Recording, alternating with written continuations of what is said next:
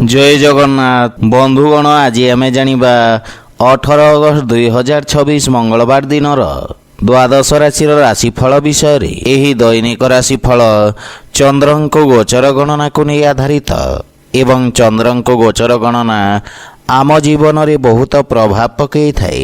तो आसंतु सर्वप्रथमे जानिबा आजिर तिथि और राशि नक्षत्र विषय रे।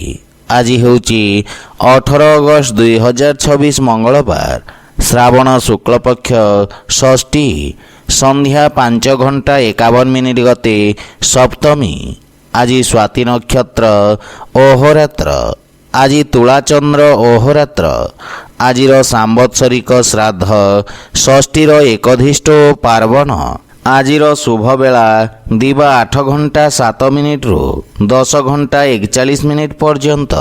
आजिर सूर्योदय प्रातः 5:33। आजिर सूर्यास्त संध्या 6:22। आज घात चंद्र नास्ति एवं मकर राशि घात बार। आज निम्ब खाइबा निषिद्ध। तो बंधुगण आसंतु जानिबा आजिर राशिफल विषय रे। ता पूर्वरु आम चैनल को जो माने नुआ करी आछंती तले थिबा लाल रंगर सब्सक्राइब बटन को दबाई आम चैनल को सब्सक्राइब करंतो और पाखरे थिबा घंटी बटन को दबाई ऑल रे सिलेक्ट करंतो। काहे कि ना आमे अपलोड करिथवा प्रत्येक वीडियो रो नोटिफिकेशन आपण सर्वप्रथमे पाई परिबे।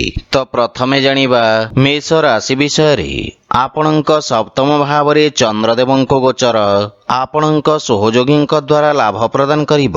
वाणिज्य व्यवसाय रे नूतन संपर्क प्रतिष्ठा हेब जहा पारस्परिक लाभदायक सहभागिता रे परिणत हेब। एही समय आपणक पई अत्यंत शुभ अटे एवं भाग्य आपणक सपक्षरे रहिछि। पारिवारिक जीवन रे जीवन साथींक पूर्ण समर्थन मिलिब। संतान पक्षरु सुखद समाचार प्राप्ति हेब। कर्म क्षेत्र रे जीवन साथींक परामर्श सहायक सिद्ध हेब एवं पति पत्नींक संपर्क रे प्रगाढ़ता आसिब।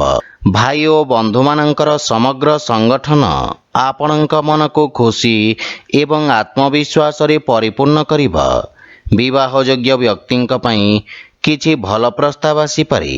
प्रेम जीवन रे मधुरता रहिब एवं आर्थिक लाभ रे धीरे धीरे वृद्धि घटिब एवं दीर्घकालीन योजना गुड़िकरू लाभ मिलिब। योजनाबद्ध उपाय रे करा जाइथिबा समस्त कार्य सर्वोत्तम सफलता हासिल करिब एवं आपणक सामाजिक क्षेत्रर विकास हेब। नूतन कार्यर रूपरेखा प्रस्तुत करिबे। आपण स्वास्थ्य संबंधित समस्यारू मुक्ति पाइबे एवं मानसिक सुख एवं शांति अनुभव करिबे। आज आपण श्री महालक्ष्मी पूजा अर्चना करंतो शुभ फल पाइबे। वृष राशि आपणक राशि स्थान रु षष्ठ भाव रे चंद्रदेवंक गोचर आपणक खर्च रे वृद्धि करिब। आपण निज बुद्धि एवं कौशल बल रे निज समस्त लक्ष्य को हासिल करिबारे सक्षम हेबे। आपणक किछि गुप्त शत्रु आपणक भावमूर्ति को नष्ट करिबार प्रयास करिबे। आपण नूतन लोकंक सहित साक्षात करिबे। क्यारियर रे उत्तम उन्नतिर जोग रहिछि। नूतन कार्य करिबाकू चेष्टा करिबे एवं कार्य क्षेत्र रे स्थिति रे सुधार आसिब एवं सहकर्मींक परामर्शरू आपण उपकृत हेबे। मातुल घर पक्षरू पूर्ण सहयोग मार्गदर्शन प्राप्ति हेब किंतु पारिवारिक कलहरु आपण दूरे रुहंतो तथा परिवार सदस्यंक स्वास्थ्य अवस्थार विषय जत्न नियंतु। प्रेम जीवन रे वाणीर कठोरता हेतु संपर्क रे फाट सृष्टि होई पारे। सेथि पई अनावश्यक वाद विवाद और जुक्ति तर्करू आपण दूरे रुहंतु। जदि आपण व्यावसायिक ऋण पई प्रयास करूछंती ताहेले कोनोसी परिचित व्यक्तिंक सहाय्य पाइबार संभावना रहिछि। गंठी पीड़ा जंत्रणा भोगुथुवा रोगी माने विशेष उपकृत हेबे। आज आपण वृद्ध लोकंको सहाय्य करंतो ଶୁଭଫଳ ପାଇବେ। ମିଥୁନ ରାଶି ଆଜି ଆପଣଙ୍କ ପଞ୍ଚମ ଭାବରେ ଚନ୍ଦ୍ରଦେବଙ୍କ ଗୋଚର ଆପଣଙ୍କ କାର୍ଯ୍ୟକ୍ଷେତ୍ରରେ ଜଣେ ପରିଚିତ ବ୍ୟକ୍ତିଙ୍କ ମାଧ୍ୟମରେ ଲାଭର ସ୍ଥିତି ପ୍ରଦାନ କରିବ। ଛାତ୍ରଛାତ୍ରୀମାନେ ସେମାନଙ୍କର ସମୟର ସମ୍ପୂର୍ଣ୍ଣ ସଦୁପଯୋଗ କରିବାରେ ସକ୍ଷମ ହେବେ ଏବଂ ଏହି ସମୟ ମଧ୍ୟରେ ନୂତନ ଜ୍ଞାନ ଏବଂ ଅଭିଜ୍ଞତା ହାସଲ କରିବେ। ପାରିବାରିକ ଜୀବନରେ ସନ୍ତାନଙ୍କ ଉନ୍ନତିରେ ଆପଣ ବିଶେଷ ଆନନ୍ଦ ପ୍ରାପ୍ତ କରିବେ ଏବଂ ସନ୍ତାନ ଆପଣଙ୍କ ଆଜ୍ଞାକାରୀ ହେବେ। ଭାଇ ଓ ଭଉଣୀମାନଙ୍କ ସହଯୋଗରେ ଆପଣଙ୍କର ସମସ୍ତ କାର୍ଯ୍ୟ ସଫଳତାର ସହିତ ସମ୍ପନ୍ନ ହେବ। ପରିବାରରେ ସୁଖ ସମୃଦ୍ଧି ଲାଗି ରହିବ ଏବଂ ଜୀବନସାଥୀଙ୍କ ପୂର୍ଣ୍ଣ ସମର୍ଥନ ପାଇବେ ଏବଂ ବିଦେଶରୁ କିଛି ଭଲ ଖବର ପାଇ ମନ ଖୁସି ରହିବ। ବଡ଼ ଭାଇଙ୍କ ବିଶେଷ ସମର୍ଥନ ଆପଣଙ୍କ ଅଗ୍ରଗତିର କାରଣ ହେବ, କିନ୍ତୁ ପିତାଙ୍କ ସ୍ୱାସ୍ଥ୍ୟ ପ୍ରତି ବିଶେଷ ଯତ୍ନ ନିଅନ୍ତୁ। ଆର୍ଥିକ ଅଭିବୃଦ୍ଧି ହେବ, କିନ୍ତୁ ପାରିବାରିକ ଖର୍ଚ୍ଚରେ ବୃଦ୍ଧି ମାନସିକ ଚାପ ଉତ୍ପନ୍ନ କରିପାରେ। ସ୍ୱାସ୍ଥ୍ୟାବସ୍ଥାରେ ଉନ୍ନତି ହେବ, କିନ୍ତୁ ସତର୍କତା ବଜାୟ ରଖନ୍ତୁ। ଆଜି ଆପଣ ଭଗବାନ ଶ୍ରୀ ଗଣେଶଙ୍କ ପୂଜାର୍ଚ୍ଚନା କରନ୍ତୁ, ଶୁଭଫଳ ପାଇବେ। କର୍କଟ ରାଶି ଆପଣଙ୍କ ରାଶିରୁ ଚତୁର୍ଥ ଭାବରେ ଚନ୍ଦ୍ରଦେବଙ୍କ ଗୋଚର ଆପଣଙ୍କ ବ୍ୟବସାୟ କ୍ଷେତ୍ରର ବିସ୍ତାର ପାଇଁ ଯୋଜନା ଉପରେ କାର୍ଯ୍ୟ କରିବାର ଅବସର ପ୍ରଦାନ କରିବ। ଆପଣ ଭବିଷ୍ୟତ ଯୋଜନାଗୁଡ଼ିକ ବିଷୟରେ ବିଚାର ବିମର୍ଶ କରିବେ ଏବଂ କାର୍ଯ୍ୟଶୈଳୀର ସମୀକ୍ଷା କରିବେ, କିନ୍ତୁ ସହକର୍ମୀମାନଙ୍କ ସହିତ ଆପଣଙ୍କ ବ୍ୟବହାରର ବିଶେଷ ଧ୍ୟାନ ରଖନ୍ତୁ, ଅନ୍ୟଥା ଆପଣଙ୍କ ପ୍ରତିଛବି କ୍ଷତିଗ୍ରସ୍ତ ହୋଇପାରେ। ମାତାଙ୍କ ସହିତ କିଛି ବୈଚାରିକ ମତଭେଦ ଦେଖାଦେଇପାରେ, କିନ୍ତୁ ଆପଣ ନିଜ ବୁଦ୍ଧି ଏବଂ ଆତ୍ମବିଶ୍ୱାସ ସହିତ ପରିସ୍ଥିତିକୁ ନିୟନ୍ତ୍ରଣ କରିବାରେ ସକ୍ଷମ ହେବେ। ପାରିବାରିକ ସୁଖରେ କିଛି ଅଭାବ ଦେଖାଦେବ ଏବଂ ଘରର ରକ୍ଷଣାବେକ୍ଷଣ ପାଇଁ ଆପଣ ଖର୍ଚ୍ଚାନ୍ତ ହେବେ, କିନ୍ତୁ ପିତାଙ୍କ ମାର୍ଗଦର୍ଶନ ବିଶେଷ ଲାଭବାନ ହେବେ। ଶ୍ୱଶୁର ଘର ପକ୍ଷରୁ ସମ୍ପର୍କରେ ମଧୁରତା ଆସିବ, କିନ୍ତୁ ଗୃହର କୌଣସି ସଦସ୍ୟଙ୍କ ସ୍ୱାସ୍ଥ୍ୟାବସ୍ଥାକୁ ନେଇ ଆପଣ ଚିନ୍ତିତ ରହିବେ। ଆର୍ଥିକ ଅବସ୍ଥା କିଛି ମାତ୍ରାରେ ଚାପଗ୍ରସ୍ତ ରହିପାରେ। ନଗଦ ଧନର ଅଭାବ କିଛି କାର୍ଯ୍ୟରେ ଅସ୍ଥାୟୀ ଅବରୋଧ ଉତ୍ପନ୍ନ କରିବ ଏବଂ ମାନସିକ ଚାପ ଆପଣଙ୍କ ସ୍ୱାସ୍ଥ୍ୟାବସ୍ଥାକୁ ପ୍ରଭାବିତ କରିବ। ସେଥିପାଇଁ ମନକୁ ଏକାଗ୍ର ଓ ଶାନ୍ତ ରଖିବାର ପ୍ରୟାସ କରନ୍ତୁ। ଆଜି ଆପଣ ଶ୍ରୀ ଗଣେଶ ଏବଂ ମାତା ଲକ୍ଷ୍ମୀଙ୍କ ମିଳିତ ଉପାସନା କରନ୍ତୁ, ଶୁଭଫଳ ପାଇବେ। ସିଂହ ରାଶି ଆପଣଙ୍କ ତୃତୀୟ ଭାବରେ ଚନ୍ଦ୍ରଦେବଙ୍କ ଗୋଚର ଆପଣଙ୍କ ରାଜନୈତିକ ବର୍ଚସ୍ୱରେ ବୃଦ୍ଧି କରିବ ଏବଂ ଆପଣଙ୍କ ପରାକ୍ରମରେ ବୃଦ୍ଧି ହେବ। ଆପଣ ନିଜ ଭିତରେ ଏକ ନୂତନ ସକାରାତ୍ମକ ଶକ୍ତି ଅନୁଭବ କରିବାକୁ ସମର୍ଥ ହେବେ। ସାମାଜିକ ମାନ ସମ୍ମାନ ବୃଦ୍ଧି ପାଇବ। ଆପଣ ଭାଇ ଭଉଣୀଙ୍କ ସାହାଯ୍ୟରେ ସମସ୍ତ କାର୍ଯ୍ୟରେ ସଫଳତା ପାଇବେ। ପାରିବାରିକ ପରିବେଶ ସ୍ୱାଭାବିକ ରହିବ, କିନ୍ତୁ ଆପଣଙ୍କ ଭାଇ ଭଉଣୀମାନେ କିଛି ସମସ୍ୟାର ସମ୍ମୁଖୀନ ହୋଇପାରନ୍ତି। ଶ୍ୱଶୁର ଘର ପକ୍ଷରୁ କିଛି ବାଦବିବାଦ ଓ ମନମାଳିନ୍ୟର ସମ୍ଭାବନା ରହିଛି, ସେଥିପାଇଁ ବୁଝିବିଚାରି କଥାବାର୍ତ୍ତା କରନ୍ତୁ।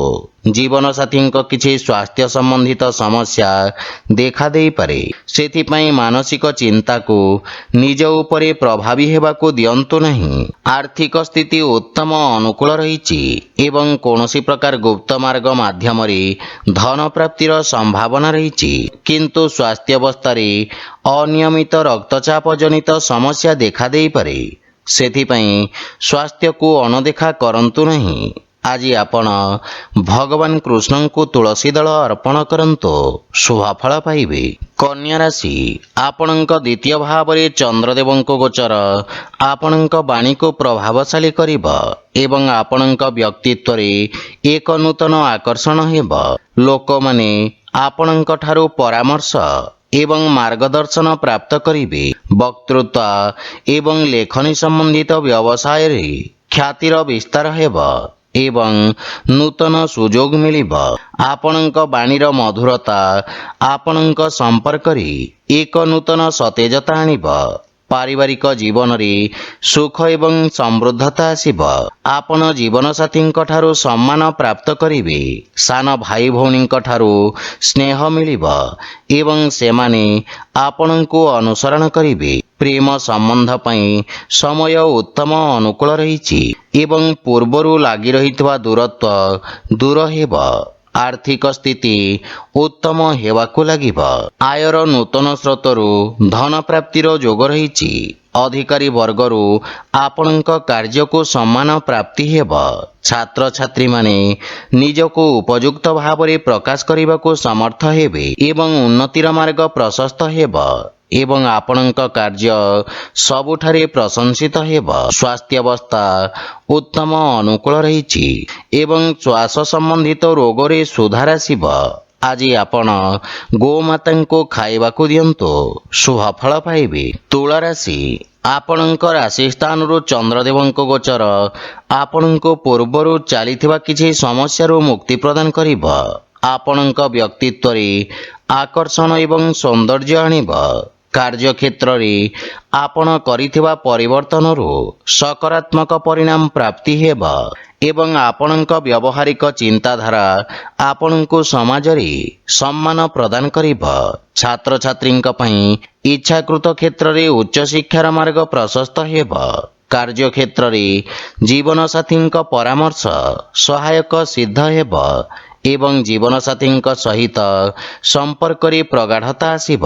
ମାତାଙ୍କ ପକ୍ଷରୁ ବିଶେଷ ଲାଭ ହେବାର ସମ୍ଭାବନା ରହିଛି ଏବଂ ବିଦେଶରୁ ସୁଖଦ ଖବର ମିଳିବ। ଭାଇ ଓ ସାଙ୍ଗମାନଙ୍କ ସହଯୋଗ ଆପଣଙ୍କ ଖୁସି ଏବଂ ଆତ୍ମବିଶ୍ୱାସରେ ବୃଦ୍ଧି କରିବ। ବିବାହଯୋଗ୍ୟ ବ୍ୟକ୍ତିଙ୍କ ପାଇଁ କିଛି ଭଲ ପ୍ରସ୍ତାବ ଆସିପାରେ। ପ୍ରେମ ଜୀବନରେ ମଧୁରତା ଆସିବ ଏବଂ ରାଜକୀୟ ପକ୍ଷରୁ ଆର୍ଥିକ ଲାଭ ପ୍ରାପ୍ତି ହେବ ଏବଂ ଆର୍ଥିକ ସ୍ଥିତି ସୁଦୃଢ଼ ହେବାକୁ ଲାଗିବ। ସ୍ୱାସ୍ଥ୍ୟାବସ୍ଥା ଉତ୍ତମ ଅନୁକୂଳ ରହିଛି। ଆଜି ଆପଣ ଗୋମାତାଙ୍କୁ ଖାଇବାକୁ ଦିଅନ୍ତୁ, ଶୁଭଫଳ ପାଇବେ। ବିଛା ରାଶି, ଆପଣଙ୍କ ଦ୍ୱାଦଶ ଭାବରେ ଚନ୍ଦ୍ରଦେବଙ୍କ ଗୋଚର ଆପଣଙ୍କ ରୋଜଗାର କ୍ଷେତ୍ରରେ କିଛି ବାଧାବିଘ୍ନ ସୃଷ୍ଟି କରିବ। କ୍ରୋଧର ଅଧିକତା ଆପଣଙ୍କ ପାଇଁ କ୍ଷତିକାରକ ହେବ ଏବଂ କୌଣସି ନିଷ୍ପତ୍ତି ନେବା ପୂର୍ବରୁ ଭବିଷ୍ୟତର ଯୋଜନା ବିଷୟରେ ଭଲ ଭାବରେ ଚିନ୍ତା କରିବା ଆପଣଙ୍କ ପାଇଁ ଲାଭଦାୟକ ହେବ। ଛାତ୍ରଛାତ୍ରୀମାନଙ୍କୁ ନିଜ ଏକାଗ୍ରତା ବଜାୟ ରଖିବାକୁ ଅଧିକ ସଂଘର୍ଷ କରିବାକୁ ପଡ଼ିବ। ପାରିବାରିକ ଜୀବନରେ ବୈବାହିକ ଦାମ୍ପତ୍ୟ ଜୀବନରେ ସୁଧାର ଆସିବ କିନ୍ତୁ ପ୍ରେମ ଜୀବନ ପାଇଁ ସମୟ ଅନୁକୂଳ ନୁହେଁ। ଧାର୍ମିକ ଆଧ୍ୟାତ୍ମିକ କାର୍ଯ୍ୟ ପ୍ରତି ଆପଣଙ୍କ ରୁଚି ବଢ଼ିବ ଏବଂ ଆର୍ଥିକ ସ୍ଥିତି ଉତ୍ତମ ଅନୁକୂଳ ରହିଛି ଏବଂ ଆର୍ଥିକ ଲାଭ ପ୍ରାପ୍ତ କରିବେ। ଅନାବଶ୍ୟକ ଖର୍ଚ୍ଚରେ ନିୟନ୍ତ୍ରଣ ଲାଗି ରହିବ। ବ୍ୟବସାୟୀମାନଙ୍କ ଆୟ ବୃଦ୍ଧି ପାଇବ କିନ୍ତୁ କିଛି ଶାରୀରିକ ଅସୁବିଧାର ସମ୍ଭାବନା ରହିଛି। ଆଜି ଆପଣ ଶିବଲିଙ୍ଗରେ ଜଳ ଅର୍ପଣ କରନ୍ତୁ, ଶୁଭଫଳ ପାଇବେ।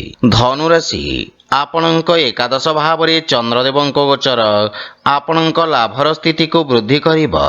ଜମି ଏବଂ ଖଣିଜ ବ୍ୟବସାୟରେ ଜଡ଼ିତ ବ୍ୟକ୍ତି ଅପ୍ରତ୍ୟାଶିତ ଲାଭ ଅର୍ଜନ କରିବେ। ଆପଣଙ୍କ ଦ୍ୱାରା ଅତୀତରେ କରାଯାଇଥିବା କାର୍ଯ୍ୟରୁ ଆପଣଙ୍କ ମାନ ସମ୍ମାନ ବୃଦ୍ଧି ପାଇବ।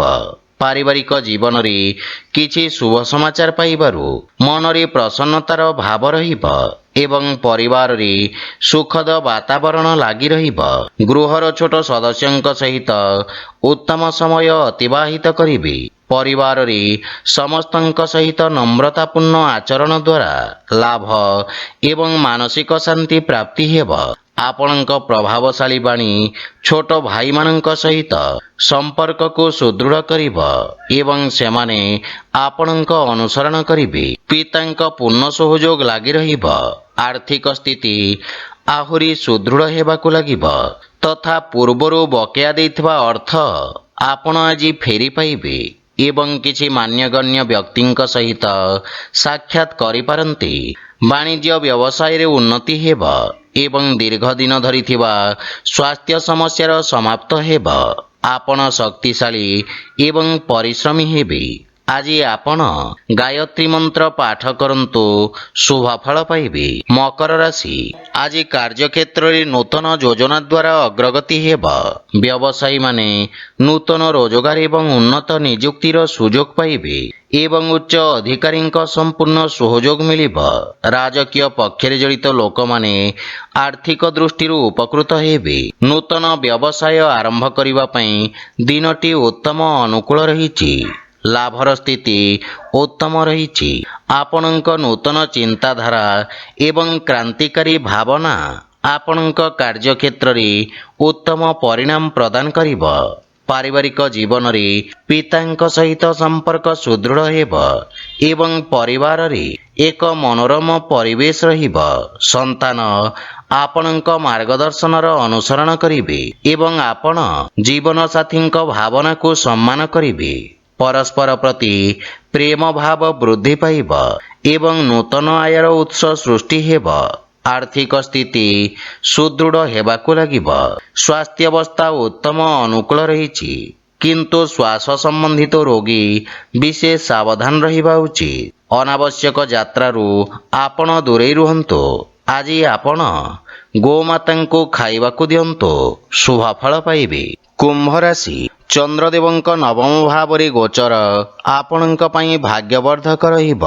ପୂର୍ବରୁ କରାଯାଇଥିବା ନିବେଶରୁ ଆପଣ ବିଶେଷ ଲାଭବାନ ହେବେ ଏବଂ ବ୍ୟବସାୟରେ ସ୍ଥାୟିତ୍ୱ ଆସିବ। ରୋଜଗାର କ୍ଷେତ୍ରରେ ଆସୁଥିବା ସମସ୍ୟାର ସମାଧାନ ହେବ। ପାରିବାରିକ ଜୀବନରେ ପିତାଙ୍କ ସ୍ନେହ ଏବଂ ଆଶୀର୍ବାଦ ପ୍ରାପ୍ତି ହେବ, କିନ୍ତୁ ଶ୍ୱଶୁର ଘର ପକ୍ଷରୁ ସମ୍ପର୍କରେ କିଛି ତିକ୍ତତାର ସମ୍ଭାବନା ରହିଛି। ଜୀବନସାଥୀଙ୍କ ସହଯୋଗ ଲାଗି ରହିବ, କିନ୍ତୁ ତାଙ୍କ ସ୍ୱାସ୍ଥ୍ୟାବସ୍ଥାର ବିଶେଷ ଧ୍ୟାନ ବଜାୟ ରଖନ୍ତୁ। ପରିବାରର ଛୋଟ ସଦସ୍ୟଙ୍କ ସହିତ ଉତ୍ତମ ସମୟ ଅତିବାହିତ କରିବେ ଏବଂ ମାନସିକ ଶାନ୍ତି ପାଇବେ, କିନ୍ତୁ ପ୍ରେମ ସମ୍ପର୍କରେ ବିଶେଷ ସାବଧାନ ରୁହନ୍ତୁ। ଆପଣଙ୍କ କ୍ରୋଧ ସମ୍ପର୍କକୁ ଖରାପ କରିପାରେ। ଆର୍ଥିକ ସ୍ଥିତି କ୍ଷେତ୍ରରେ ଆକସ୍ମିକ ଧନଲାଭର ଯୋଗ ରହିଛି। ନୂତନ ଆୟର ଉତ୍ସରୁ ଧନଲାଭର ସମ୍ଭାବନା ରହିଛି। ଆପଣ ଆଜି ଅଜଣା ବ୍ୟକ୍ତିଙ୍କ ଠାରୁ ସାହାଯ୍ୟ ପାଇପାରନ୍ତି। ଯେକୌଣସି କାର୍ଯ୍ୟରେ ଭାଗ୍ୟ ଆପଣଙ୍କୁ ସମର୍ଥନ କରିବ, କିନ୍ତୁ ପେଟ ସମ୍ବନ୍ଧିତ କୌଣସି ସମସ୍ୟା ଆପଣଙ୍କୁ ବ୍ୟଥିତ କରିପାରେ। ସେଥିପାଇଁ ସ୍ୱାସ୍ଥ୍ୟାବସ୍ଥାର ବିଶେଷ ଧ୍ୟାନ ରଖନ୍ତୁ। ଆଜି ଆପଣ ହନୁମାନ ଚାଳିଶା ପାଠ କରନ୍ତୁ, ଶୁଭ ଫଳ ପାଇବେ। ମୀନ ରାଶି, ଚନ୍ଦ୍ରଦେବ ଆଜି ଆପଣଙ୍କ ରାଶି ସ୍ଥାନରୁ ଅଷ୍ଟମ ଭାବରେ ଗୋଚର କରିବେ। ସେଥିପାଇଁ ଆପଣଙ୍କୁ କିଛି ଆକସ୍ମିକ ସମସ୍ୟାର ସାମ୍ନା କରିବାକୁ ପଡ଼ିପାରେ। ଅନାବଶ୍ୟକ ଖର୍ଚ୍ଚ ଆପଣଙ୍କ ଆର୍ଥିକ ସନ୍ତୁଳନକୁ ନଷ୍ଟ କରିପାରେ। କାର୍ଯ୍ୟକ୍ଷେତ୍ରରେ ଅତ୍ୟଧିକ କାର୍ଯ୍ୟ ବା ଅସାମଞ୍ଜସ୍ୟ ସ୍ଥିତି ମାନସିକ ଚାପର କାରଣ ହେବ। ପରିବାର ସଦସ୍ୟଙ୍କ ସହିତ ଛୋଟ ପ୍ରସଙ୍ଗକୁ ନେଇ ମତଭେଦ ହୋଇପାରେ। ଦୈନିକ କାର୍ଯ୍ୟରେ ବ୍ୟବଧାନ ଉତ୍ପନ୍ନ ହେବ ଏବଂ ଭାଇ ଭଉଣୀଙ୍କ ସମ୍ପର୍କରେ ତିକ୍ତତା ଆସିବାର ସମ୍ଭାବନା ରହିଛି, କିନ୍ତୁ ମାତାଙ୍କ ସ୍ୱାସ୍ଥ୍ୟ ପ୍ରତି ବିଶେଷ ଧ୍ୟାନ ରଖନ୍ତୁ। ପ୍ରେମ ଜୀବନରେ ପରସ୍ପରର ଭାବନାକୁ ସମ୍ମାନ ଦେଇ ସମ୍ପର୍କ ସୁଦୃଢ଼ ହେବ। ଆର୍ଥିକ ସ୍ଥିତି କ୍ଷେତ୍ରରେ ଅନାବଶ୍ୟକ ଆର୍ଥିକ ଦେବାନେବାରୁ ଆପଣ ଦୂରେଇ ରୁହନ୍ତୁ। କୌଣସି ପ୍ରକାରର ନିବେଶ କିମ୍ବା ଖର୍ଚ୍ଚ କରିବା ପୂର୍ବରୁ ସମସ୍ତ ଡକୁମେଣ୍ଟକୁ ଭଲ ଭାବରେ ଯାଞ୍ଚ କରନ୍ତୁ। କୌଣସି ବିଶ୍ୱସ୍ତ ବ୍ୟକ୍ତିଙ୍କ ସମର୍ଥନ ଆପଣଙ୍କ ପାଇଁ ସହାୟକ ହେବ। ବିଦ୍ୟାର୍ଥୀମାନଙ୍କୁ ନିଜ ଲକ୍ଷ୍ୟ ହାସଲ କରିବାକୁ ଅଧିକ ସଂଘର୍ଷ କରିବାକୁ ପଡ଼ିବ। ରୋଗ, ବିଷ ଏବଂ ଶତ୍ରୁମାନଙ୍କ ଠାରୁ ବିଶେଷ ସାବଧାନ ରୁହନ୍ତୁ ଏବଂ ସ୍ୱାସ୍ଥ୍ୟାବସ୍ଥାର ବିଶେଷ ଧ୍ୟାନ ରଖନ୍ତୁ। ଆଜି ଆପଣ ଗୋମାତାଙ୍କୁ ଖାଇବାକୁ ଦିଅନ୍ତୁ, ଶୁଭ ଫଳ ପାଇବେ।